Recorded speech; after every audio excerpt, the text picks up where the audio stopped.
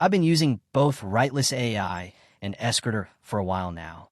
And in this video, I'm giving you my honest and unbiased review of which AI writing tool is actually more worth it in 2025. Writeless AI is focused almost entirely on academic writing. It's built for students, offering features like real citation formats, APA, MLA, Harvard, and even includes an AI detection tool to make your work appear more human-written.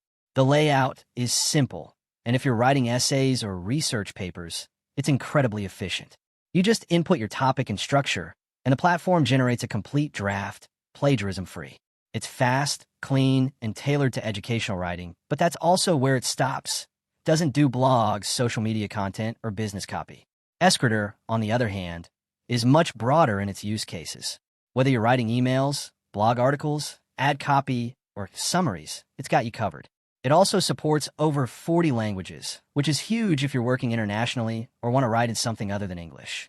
Tools like tone adjustment, grammar correction, and content rewriting are all built in, and the interface is surprisingly easy to use. While it doesn't specialize in academic citations like Writeless, it gives you a lot more freedom in the kind of writing you can do, making it the more versatile option. So here's the verdict.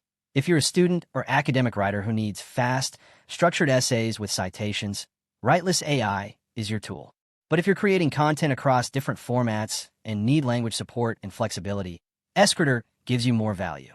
I hope this comparison helped you out. If it did, support the channel with a super thanks, and don't forget to subscribe for more honest reviews. See you in the next one.